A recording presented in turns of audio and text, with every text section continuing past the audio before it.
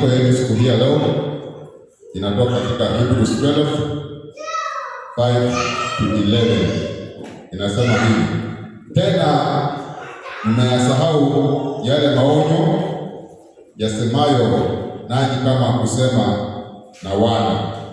Mwanangu, usiyasahau marudia ya Bwana, wala usizimie moyo ukikemewa naye.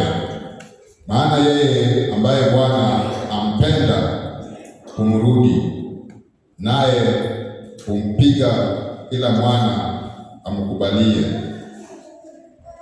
Ni kwa ajili ya kurudiwa mwastahimili. Mungu awatendee kama wana, maana ni mwana yupi asiyerudiwa na babaye? Basi kama mkiwa hamna kurudiwa, ambako ni fungu la wote, ndipo mmekuwa wana wa haramu ninyi, wala si wana wa halali. Na pamoja na hayo, tulikuwa na baba zetu kwa mwili walioturudi, nasi tukawastahili. Basi si afadhali sana kujitia chini ya baba wa roho zetu na kuishi?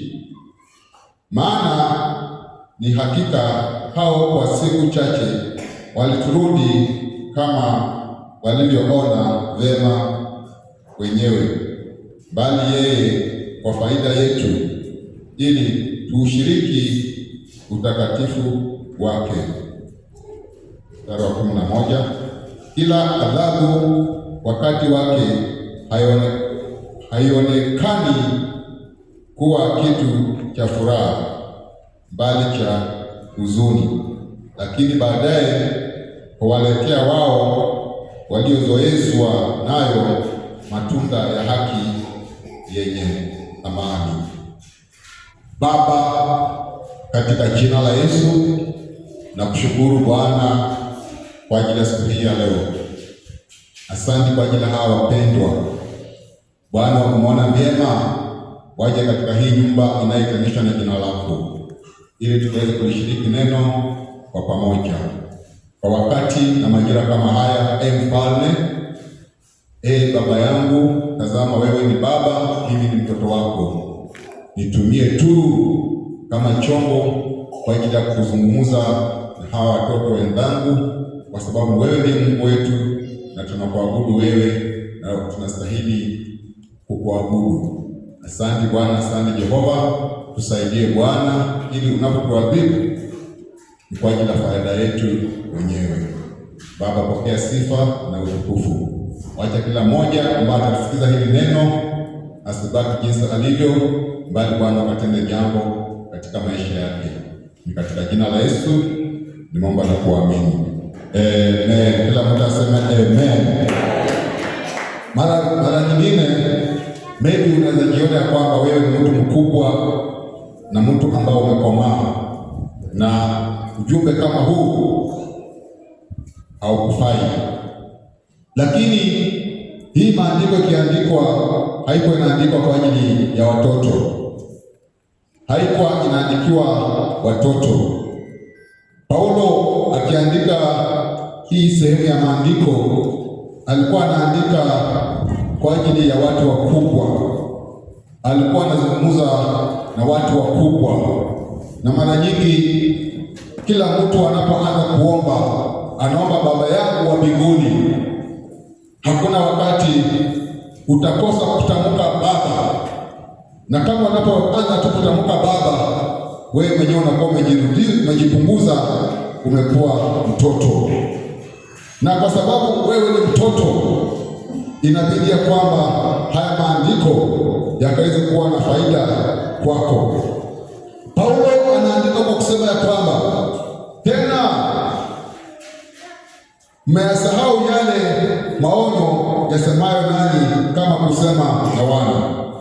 Mwanangu, usiyadharau marudio ya Bwana, wala usizimie moyo ukikemewa naye.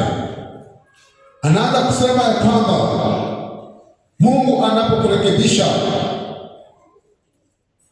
Mungu anapokurekebisha,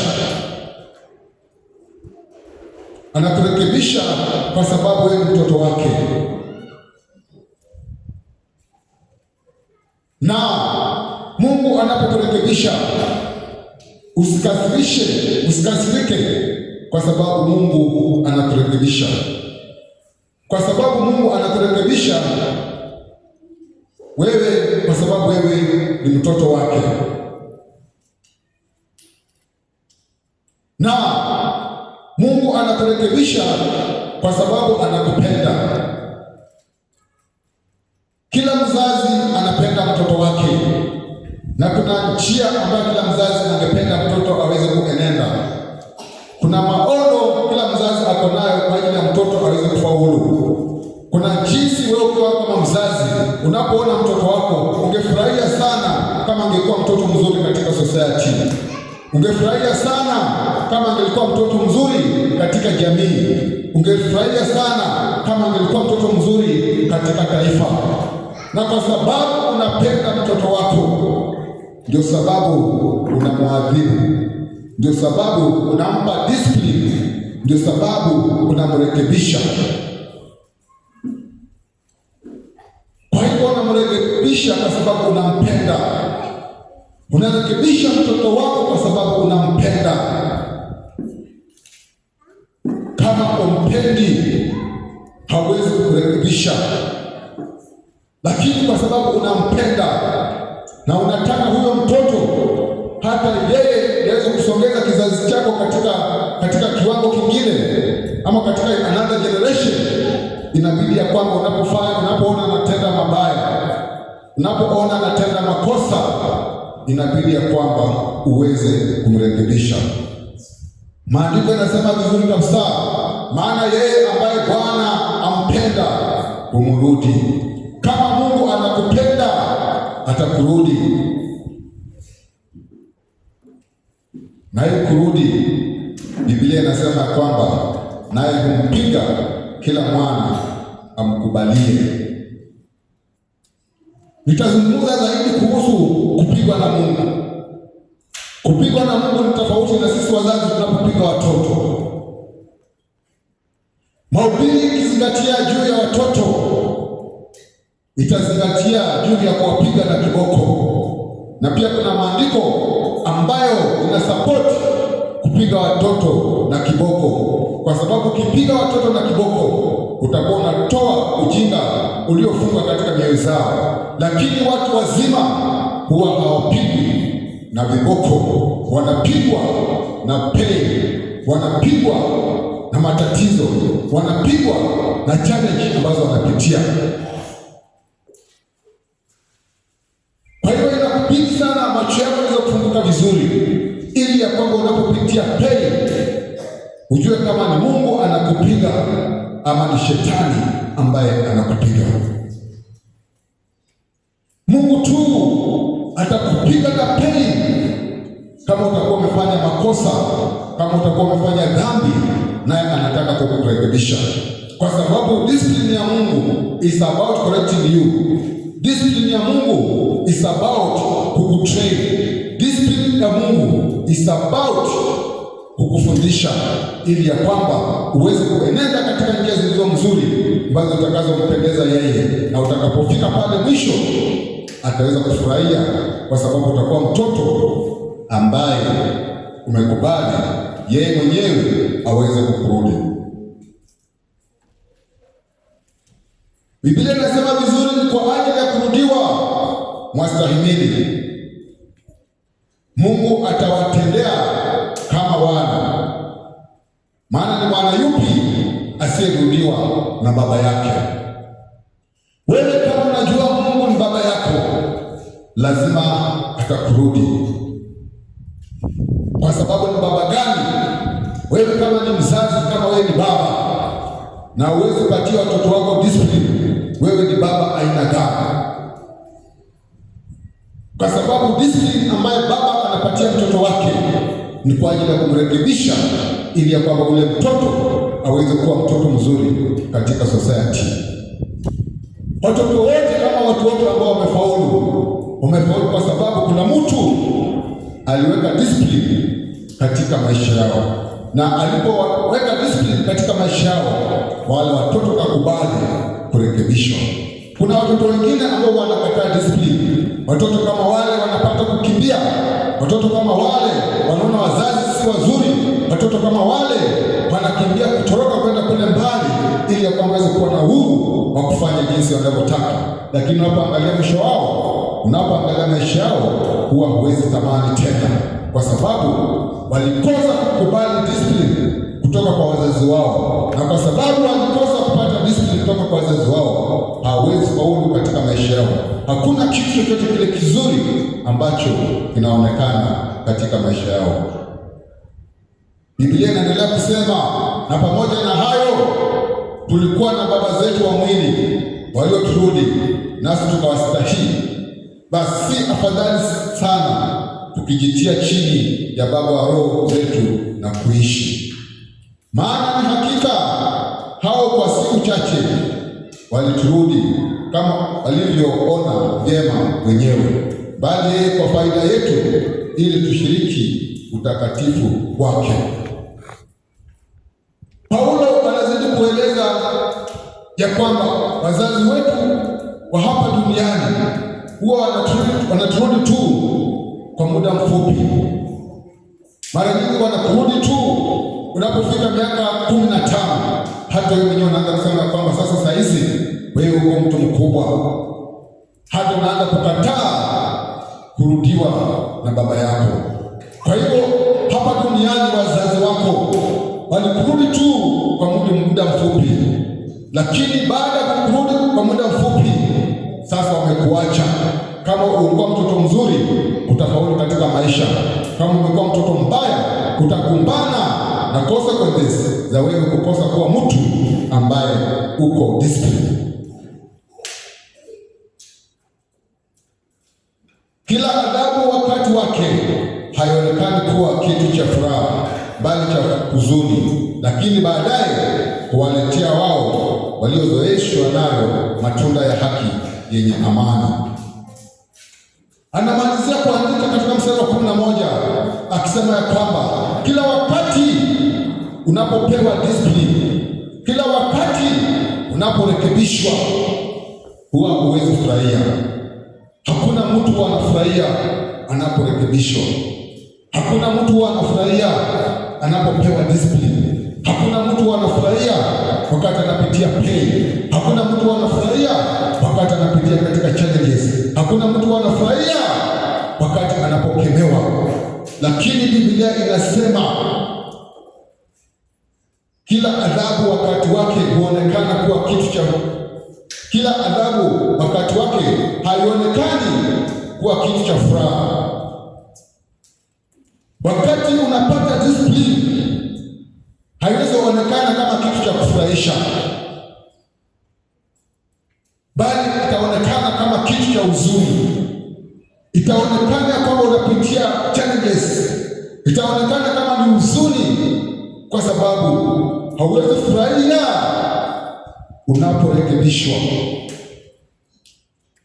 Lakini kama utakubali kurekebishwa, kama utakubali kupewa discipline, utaweza kuzaa matunda, na haya matunda Biblia inasema ni matunda ya haki yenye amani. Dada yangu, ndugu yangu, wacha tuweze kuwa watu ambao tuko tayari kwa ajili ya kufanya nini? Ya kupata discipline. Tuwe watu ambao tuko tayari kwa ajili ya kupata discipline. Because we must suffer one of two things. Unaweza ukapata yote, unaweza ukapata moja kati ya haya mawili: uchungu wa kupata nidhamu, ama upate uchungu wa kujuta. Unapokuwa na wakati wa kupewa discipline na ukatae uwe tayari kwa ajili ya kujuta. Utajuta kwa sababu ya hali matokeo itatokea na vitendo vyako. Lakini kama utakubali uchungu wakati unapopewa discipline, utakuwa mtu mzuri katika maisha. Na watu wengi huwa wanakataa ama wanajaribu sana kukwepa ile uchungu wa kupata discipline, kwa sababu discipline iko very painful. Discipline ni kufanya yale mambo hautaki,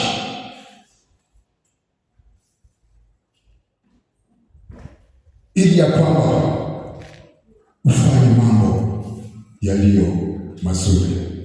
Amepanda ndani yetu mbegu ya discipline na self control, lakini hiyo discipline na self control inahitaji imwagilie maji ili ikaweze kukua. Na sisi kumwagiliwa maji ni kwa ajili ya kusikiliza neno la Bwana. Unaposikia neno la Bwana na kurekebisha tabia zako ambazo ni mbaya, utakuwa unamwagilia mbegu yako maji. Je, what is discipline? Is control behavior. Discipline ni zile tabia zako ambazo zinakuwa control. Discipline ni self enforcement. Wewe mwenyewe unajiwekea mipaka, wewe mwenyewe unajiwekea limit, wewe mwenyewe unajiwekea vitu ambavyo unaweza fanya na vitu ambavyo hauwezi fanya. Discipline ni ile hali unafanya uweze kusubmit ili ya kwamba uweze kuheshimu wengine na hata wewe mwenyewe uweze kuheshimika. Discipline inadhibiti tabia zako. Discipline inadhibiti behavior zako. Bila discipline, hii dunia hata haiwezi kalika. Na unapopewa discipline, unapewa discipline katika njia ya kufundishwa. Unapewa discipline katika njia ya kupewa nidhamu. Unakuwa control. Unawekewa masharti, unawekewa mipaka, unawekewa sheria, unaeleza zile vitu ambazo unaweza fanya na zile ambazo haufai kufanya. For you to discipline someone, you train, teach, punish, and impose order so that you may get better result. The purpose ama maana sana ya discipline ni kwa ajili ya kupata better result kutoka kwako. Mungu anapotuwekea discipline, Mungu anapotupa discipline ni kwa sababu anataka better result kutoka kwetu. Anataka tuwe watu wazuri, tuwe watu ambao tunampendeza, tuwe watu ambao tutapendeza society, tuwe watu ambao tutapendwa, kwa sababu tutakuwa tuna behave vizuri. Kwa sababu discipline is about controlling your habit, is about controlling your behavior. Discipline ni juu ya kudhibiti tabia zako. Kulingana na Biblia, nidhamu imewekwa ili tuweze kutusaidia katika hali ya kwenda katika utakatifu. Nidhamu inatusaidia kukua kiroho. Kama huwezi kuwa na nidhamu, if you cannot discipline yourself, you cannot become maturity in Christianity. Nidhamu inatuleta karibu na Mungu. Kuna mambo ambayo unafanya inakusukuma mbali na Mungu, lakini unapokuwa na nidhamu inakuleta karibu na Mungu. So wewe kuwa na nidhamu is for your own benefit. katika utakatifu, kwa sababu itakusaidia ili uweze kuwa mtu ambaye umemachua katika wokovu. Itakusaidia kukusongeza karibu na Mungu.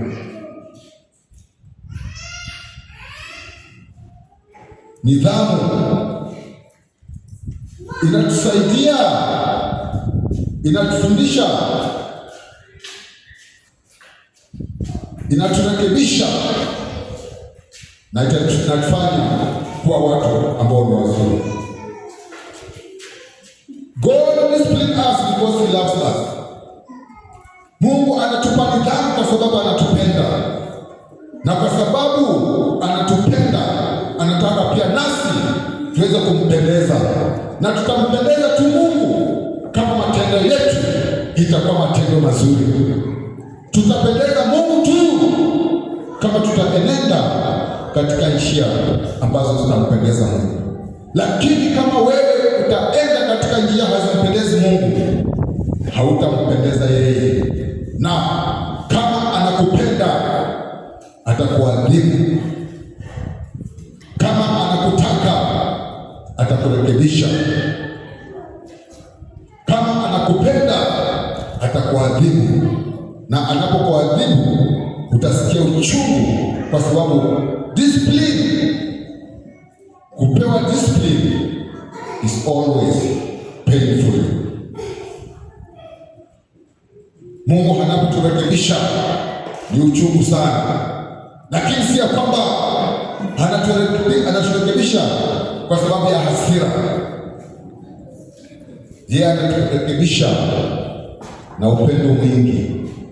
Yeye anaturekebisha kwa sababu anatupenda. Jinsi tu mzazi wa kawaida angefurahia kwa kuumiza mtoto wake, hivyo hivyo hata Mungu anapoturekebisha. Mungu hakuna wakati amependa kutuumiza, hakuna wakati amependa kutuangamiza, hakuna wakati ametaka kutuua. Kila wakati anaturekebisha out of love. Hakuna mtu anaweza kuwa mzuri kama atakubali kurekebishwa. If you want to be a successful person, if you want to succeed in life, ukitaka ufaulu katika maisha yako, lazima ukubali kurekebishwa. Watu wengi sana wamekosa kufaulu, si ya kwamba hawana vipawa, si ya kwamba hawawezi, lakini tu kwa kitu kimoja, wamekataa kurekebishwa, kwa sababu kurekebishwa is so painful.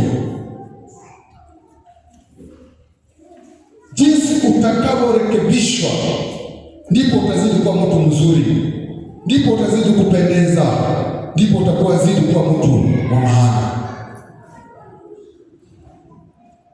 Kwa sababu Mungu anapokukemea, Mungu anapokupa discipline, kwa sababu umetenda dhambi, na anataka alete uzuri ulio ndani yako. Unajua, unapotenda dhambi unapata matope, unapotenda dhambi unapata uchafu, unapotenda dhambi unapata kuwa na sura ambayo haipendezi. Lakini Mungu anapokurekebisha, analeta nje uzuri ulio ndani yako. So correction from God is for our own benefit. Adhabu ya Mungu ni kwa ajili ya faida yetu sisi wenyewe. Mungu ni Mungu mzuri. Yeye ni baba yetu. Ni kwa sababu ni baba yetu anatupenda. Kwa sababu ni baba yetu anatupa nidhamu. Kwa sababu ni baba yetu anatupenda.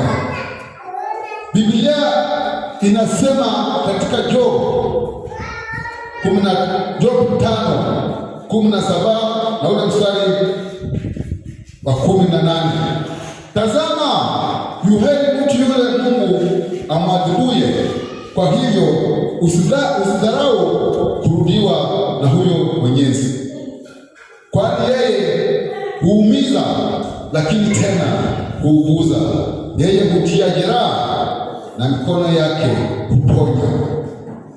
Job Mungu aliweza kumfunulia. Job alipitia mateso. Job aliteseka.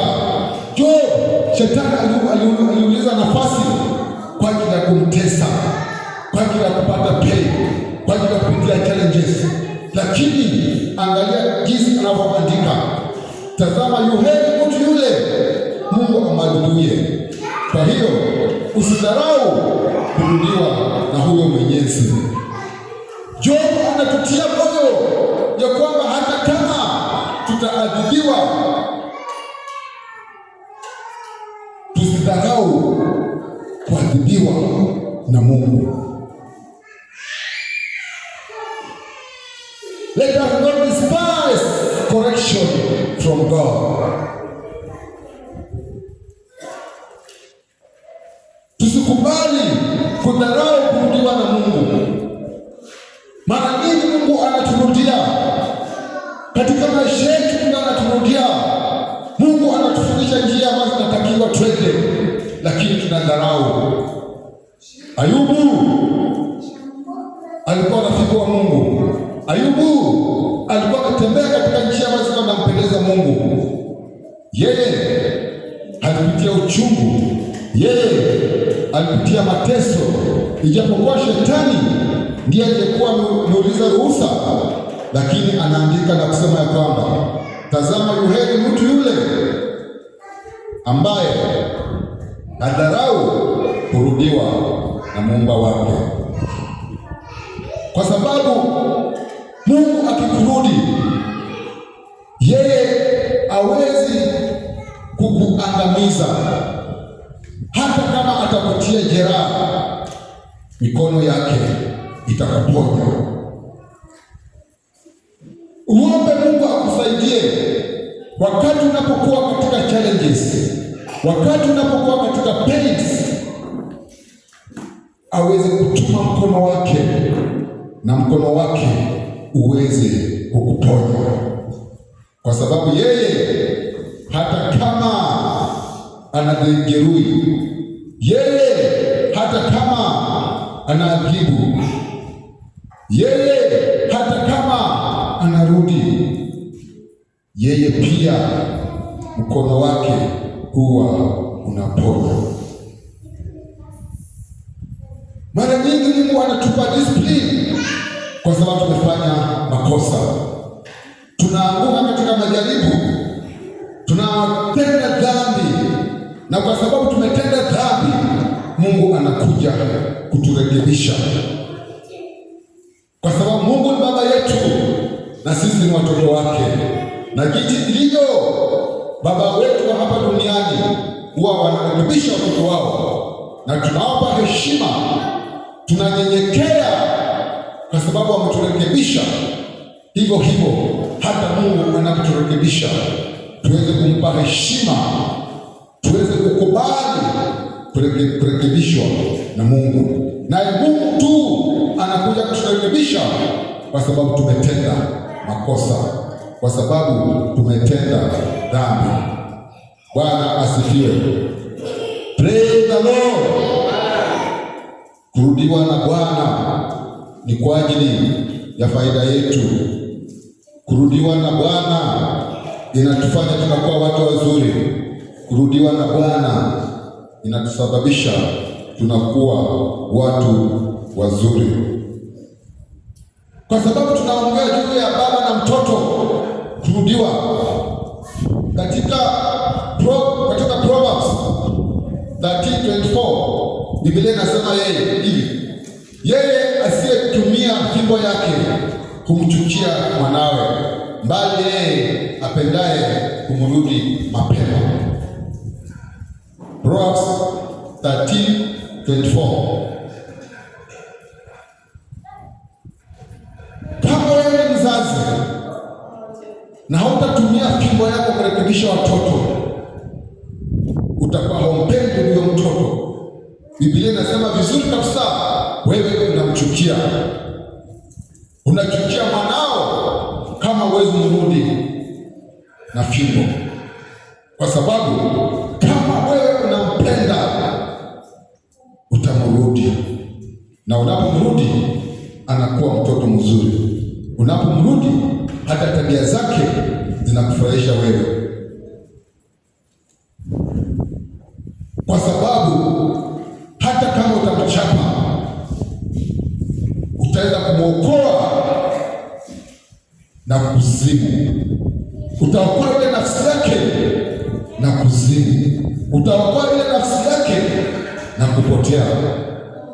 Kuna wakati mmoja mama fulani alikuwa na mtoto kijana, na ule mtoto kijana alikuwa anasoma.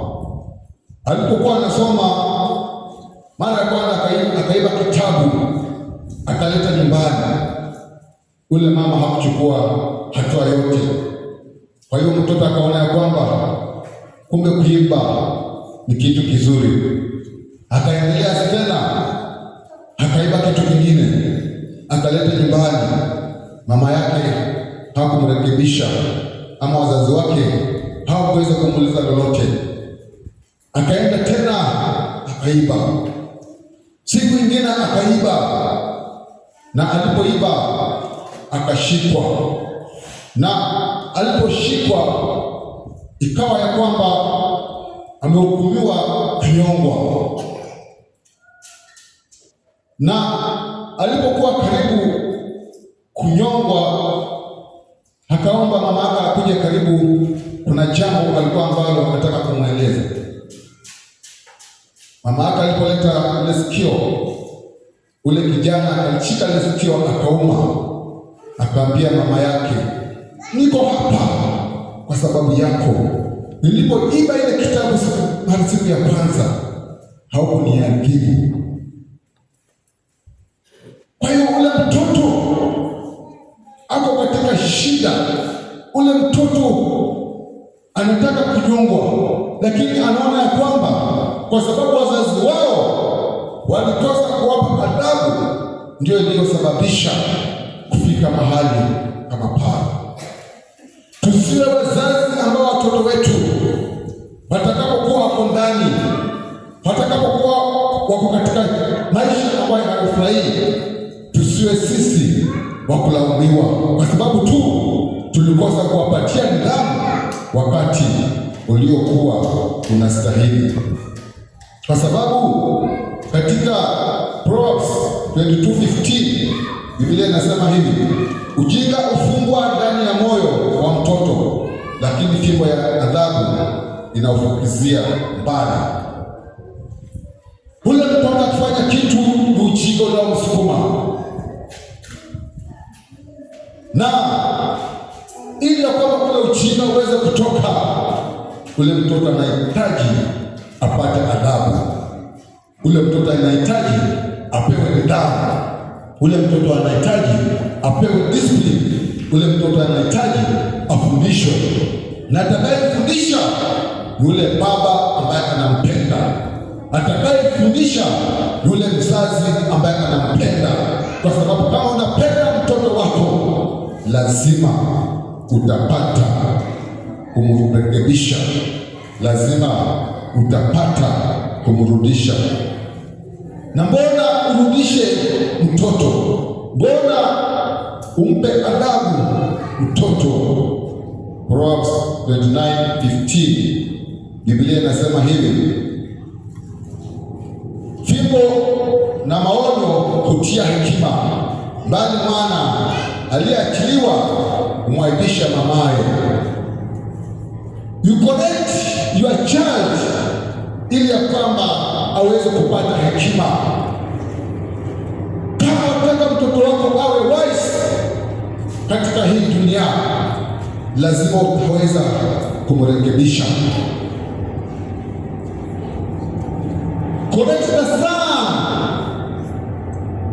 and he shall give the rest. Mrudi mwanao naye atakustarehesha,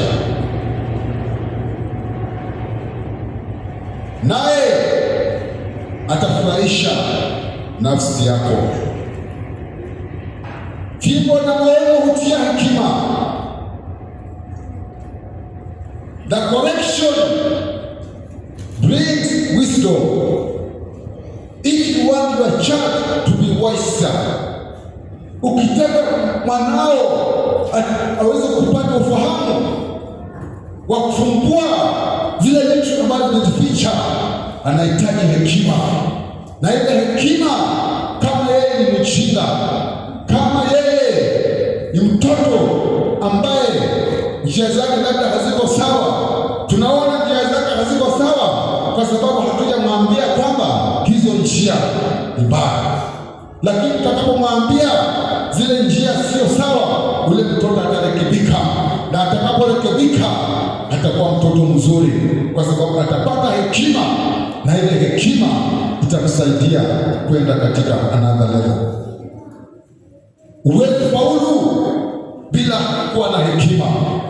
You cannot be successful without the wisdom. Wewe Mungu akusaidie kama uko na mtoto, na hata kama hauna mtoto, wewe ukiwa mtu mzima, hii ujumbe kusaidie, ili ya kwamba uweze kuwa mtu ambao utakubali kurudiwa.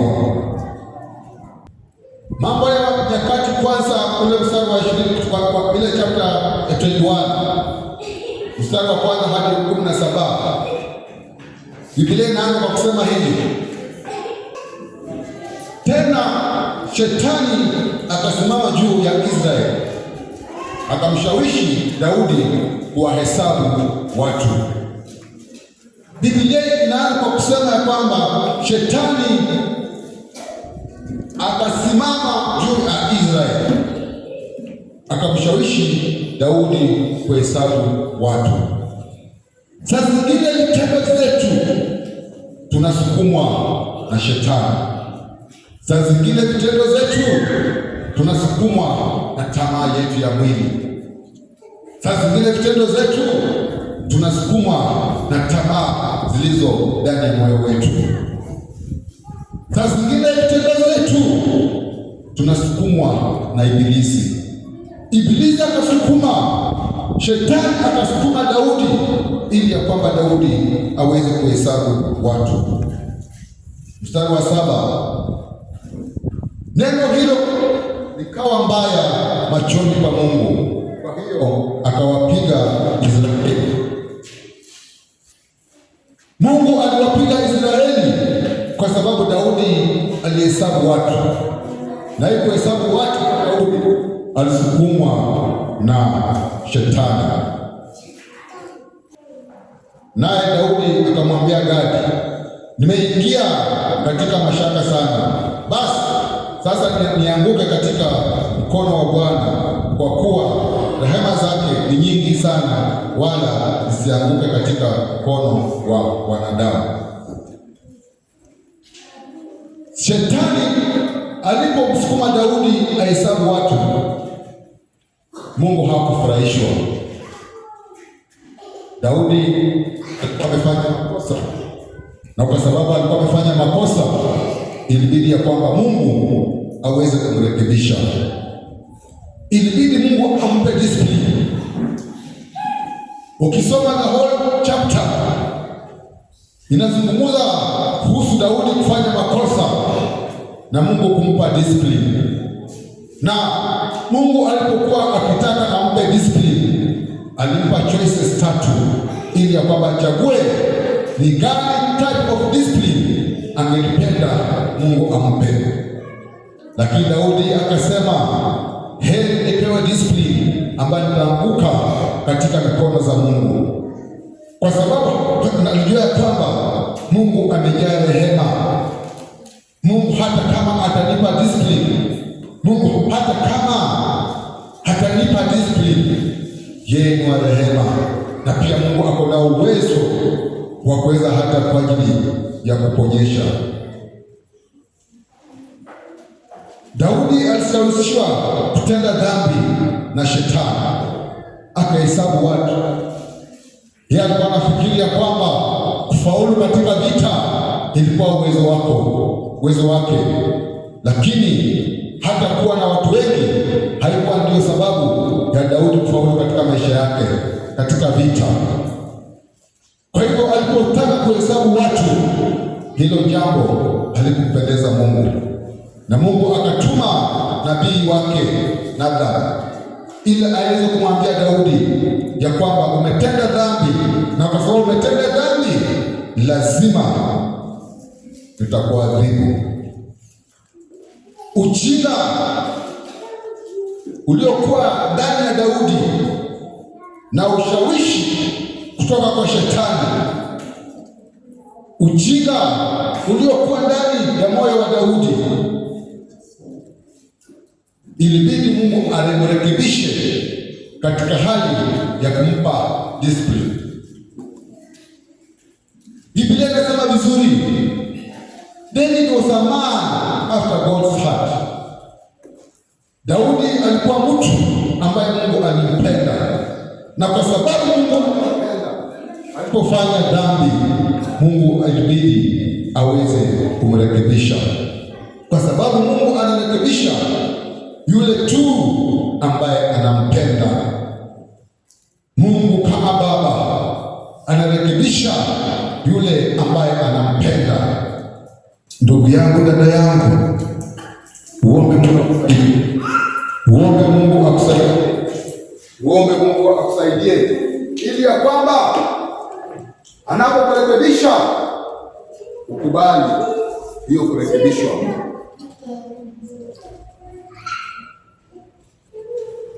Mungu kuturekebisha ni kwa ajili ya faida yetu sisi wenyewe. Wewe ndio unafaidika na Mungu kukurekebisha.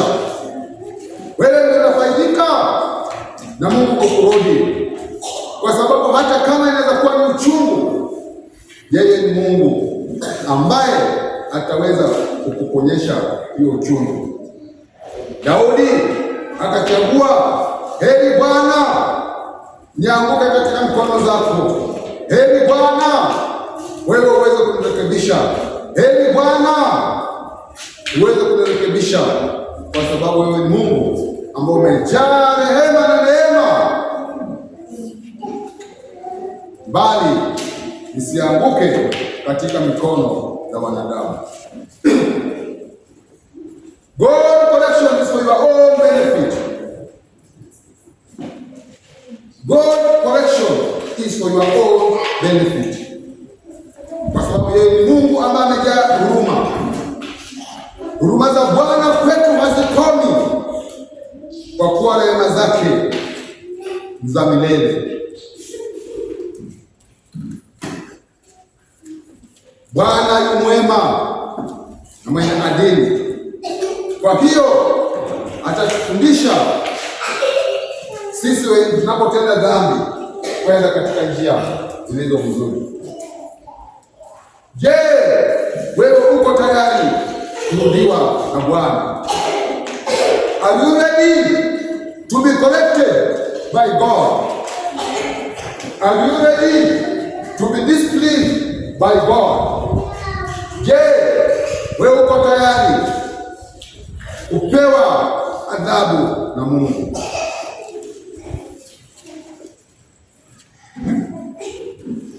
Wewe sema ya kwamba wewe umekamilika. Wewe sema ya kwamba wewe haujatenda dhambi.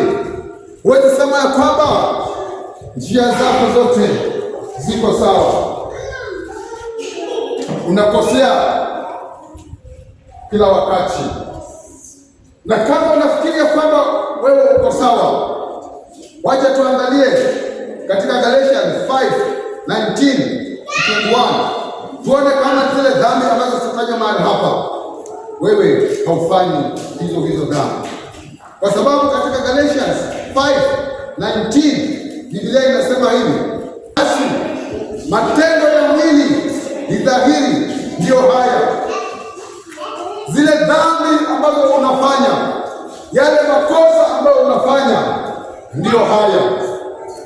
Hii ndio list ya zile matendo ambayo tunafanya, na haya matendo yanasababishwa na mwili, na kwa sababu tunafanya haya matendo tunakosea, na kwa sababu tunakosea, Mungu anakuja kuturekebisha.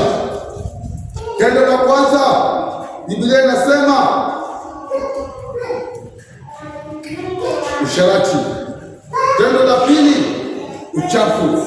Tendo la tatu, ufisadi. Tendo la nne, ibada ya sanamu. Tendo la tano, uchawi. Tendo la sita, uadui. Tendo la saba, ugomvi. Tendo la nane, wivu. Tendo la tisa, hasira. Tendo la 10, fitina. Tendo la 11, baraka. Tendo la 12, uzushi. Na Biblia inaendelea kusema ya kwamba ulevi pia, kama unatenda, kama wewe ni mlevi, wewe unahitaji kurekebishwa na Bwana. Ulafi, kama wewe ni mlafi, Biblia inakataa. Na wale ambao wanafanya mambo kama hayo hawataweza kurithi ufalme wa Mungu. Galatians inatupatia list ya yale matendo tunaweza fanya, lakini tunapofanya hayo matendo, Mungu anakuja kuturekebisha. Kwa hiyo kama wewe unafanya yale matendo ambayo Biblia inasema katika Galatia, saa zingine unapopata pain, jua kama Mungu ameleta hiyo pain kwako, kwa sababu anakupenda na anakurekebisha. Na kama Mungu anakurekebisha, inabidi ama inafaa urekebike, kwa sababu kama hautarekebika, hautaweza kurithi ufalme wa mbinguni. Lakini pia nashukuru kwa sababu kuna wale ambao wanatenda mambo mazuri, kuna wale ambao wanaenenda katika njia ambazo zinampendeza Mungu. Nao je, wanafanya nini? Tunapata katika mstari wa 22 hapo Galatia inasema, tunda la Roho ni upendo, ni furaha, ni amani, uvumilivu, utu wema, fadhili, uaminifu, upole. Kiasi juu ya mambo kama hayo hakuna sheria. Kama utakubali kwa uaminifu, kama utakubali kwa na upendo, kama utakubali kuwa na amani na kila mtu, Biblia inasema ya kwamba kwa mambo kama hayo hakuna sheria. Lakini kwa sababu tunaongea kuhusu kurudiwa na Bwana, tunaongea kuhusu Mungu kuturudi, tunaongea juu ya Mungu kuturudi, na kurudiwa na Mungu kuko painful, kwa sababu for you to be disciplined is painful. Hata wakati tulikuwa tuko shuleni, mara nyingi tulikuwa tunapewa nidhamu, labda sasa ungeweza kuchagua, labda mwalimu anakuambia kwenda kulima masaa mawili na kwenda kufyeka masaa 3, ungependa uchague gani? Walimu wanatupatia labda option, na saa zingine walimu walikuwa watupi option, wanaamua kutupa discipline direct. Walikuwa wanatupa discipline ili ya kwamba tuwe watoto wazuri, na wale ambao walikubali ile discipline, wale ambao walikubali ile discipline, siku hii ya leo wamekuwa watu wazuri katika society. Bwana asifiwe. Bwana asifiwe. Ndugu yangu, dada yangu, siku hii ya leo tukubali kurudiwa na Bwana, kwa sababu tukikubali kurudiwa na Bwana ndipo tutakuwa watu wazuri. Tukikubali kurudiwa na Bwana, tukikubali mafundisho kutoka kwa Bwana, ndipo tutakuwa watu wazuri. Katika Ufunuo Yohana 3:19 Biblia inasema hivi, wote wampendao mimi na wakemea na kuwarudi, basi uwe na bidii ukatubu. Biblia inaenda kuisha ikisema ya kwamba Mungu mwenyewe anasema kama anakupenda atakurudi. Kama Mungu anakupenda atakurekebisha. Kama Mungu anakupenda atakurudi. Kama Mungu anakupenda atakukemea. Kama Mungu anakupenda atakurudi. Na akitaka kurudi, ukaweka bidii katika kutubu. Utakapokuwa unapitia pain katika maisha yako, uende mbele za Bwana na uweze kutubu, ili ya kwamba Bwana akusamehe makosa yako. Na utakapotubu, Bwana ataweza kuondoa ile pain.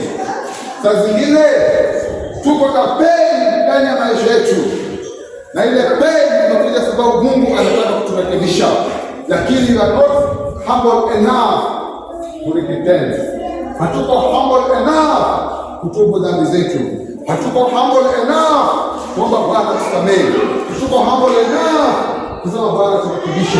Hatuko humble enough kupata zile njia zetu, na kwa sababu tumekataa kutubu, tunakaa katika hiyo hali kwa muda mrefu, tunakaa katika hiyo hali kwa muda mrefu.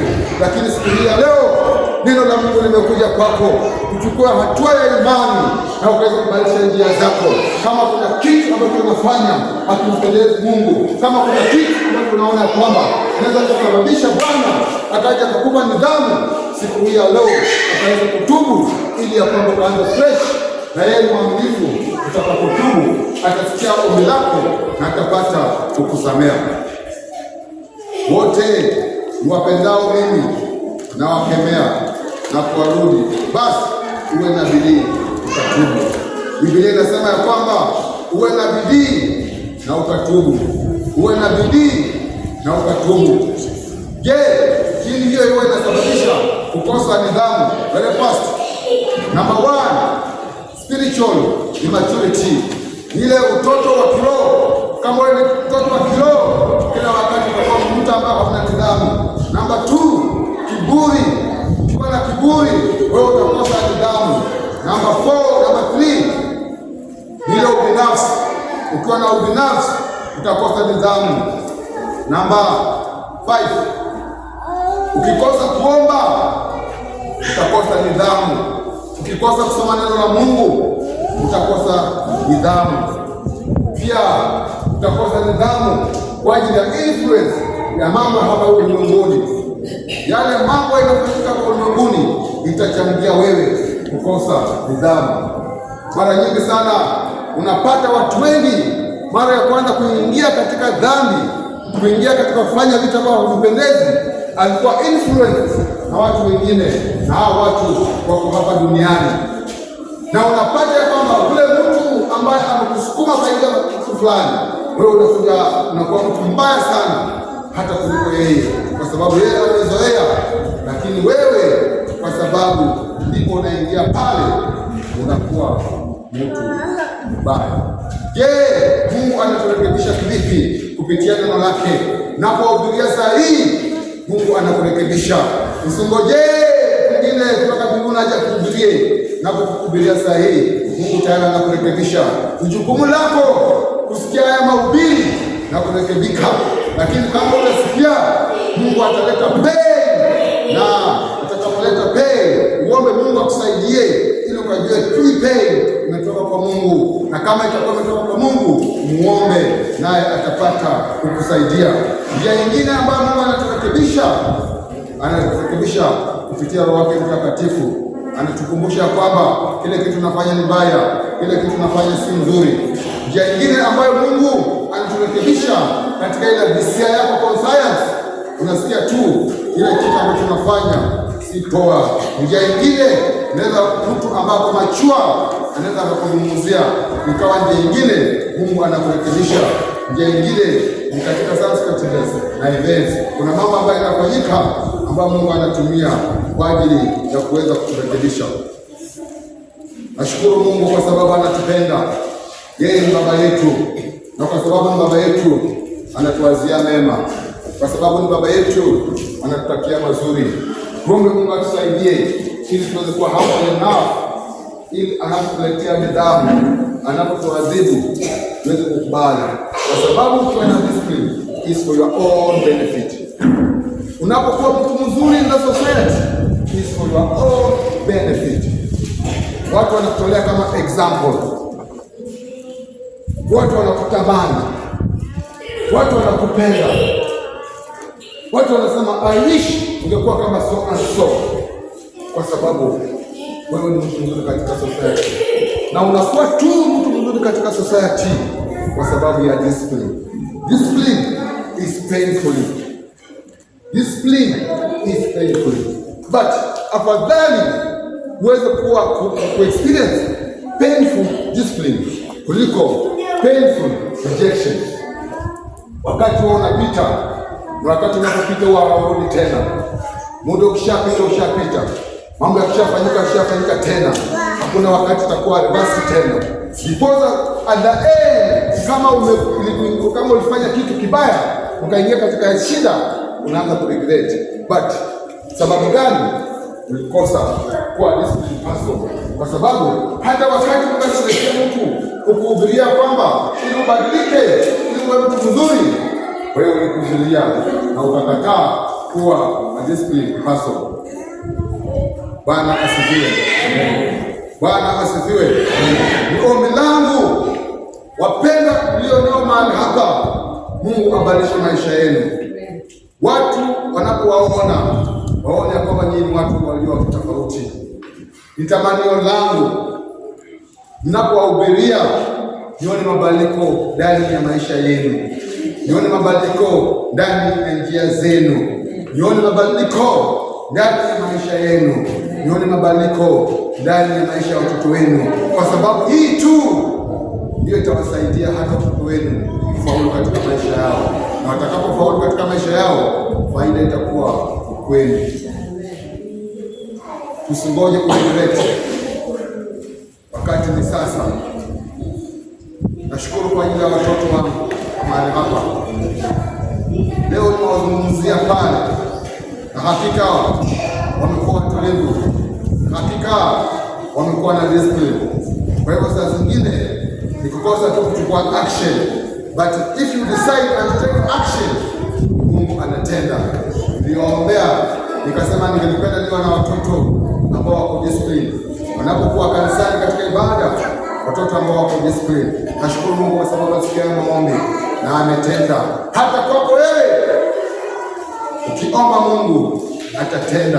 Hata kwako wewe ukikabidhi Mungu shida zako, matatizo yako, ile weakness ambayo uko nayo, Bwana atatenda. Mungu ako tayari kukusikiza. Mkono wake mkuu uko na uwezo kwa ajili ya kukurudi tena. Yeye ako tayari kukuponya tena, ako tayari akuguze, ako tayari kukutana na haja na mahitaji na tamanio za moyo wako. Yeye ni Bwana mwema, yeye anakupenda, na kwa sababu anakupenda atakubariki kwa ajili ya faida yetu. Baba, katika jina la Yesu nakushukuru kwa ajili ya hawa wapendwa. Bwana, tumeshiriki neno lako.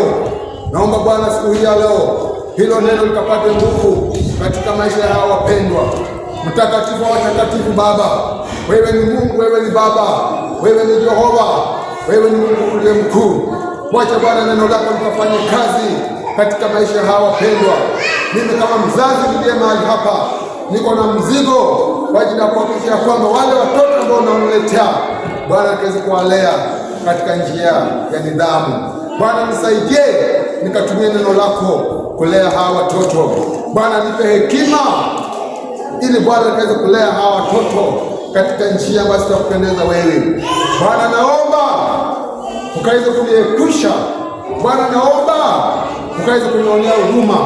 Bwana, kwa sina yote yule aliye chini ya hii madhabahu ambaye Bwana utamwadhibu kwa sababu amekosa destiny. Bwana, bali mkawasaidie wanapokundua makosa yao, wanakuja mbele zako, wanapoomba Bwana ukiwa juu mbinguni, ukawasikie na ukawasamehe, ukawasikie ukawasamehe, ukawasikie na ukawakumbuke, ukawasikie ukawasamehe. Wewe ni Baba, wewe ni Mungu, wewe ni Jehova, kwa sababu Bwana unasema ya kwamba your discipline is for our good. Your discipline makes us to be beautiful. Your discipline makes us to be better people. Your discipline is for us to have to inherit eternal life. Bwana, wacha hayo yote ikaweza kutokea katika maisha yetu, kwa sababu wewe ni Mungu, wewe ni Baba, wewe ni Jehova, hakuna aliye kama wewe. Asante Bwana, asante Jehova. Naomba Bwana hata kwa ajili walio wagonjwa katikati yetu, Bwana ukalitume neno lako likaweza kuwaponya walio pale katika kitanda cha ugonjwa. Bwana ukawaguze pale wakapokea uponyaji, walio na shida mbalimbali. Bwana naomba katika jina la Yesu, Bwana enda wakaweze kuwasaidia, Bwana ukaweze kuwaponya, ukawatoe katika zile shida walizo nazo, ili ukaweze kuonana tena siku ambayo iko mbele zetu. Tutakapoonana tena Bwana, kazidi kushukuru na kuliinua jina lako. Wewe ni Mungu, wewe ni Baba, hakuna Mungu aliye kama wewe. Uinuliwe Bwana, uabudiwe, maana unastahili. Asante Bwana, asante Jehova, asante Mwokozi, asante Mungu wangu, asante Jehova Jire, Mungu mwenye uwezo. Pokea sifa na utukufu, maana unastahili. Katika jina la Yesu naomba na kuamini. Amen.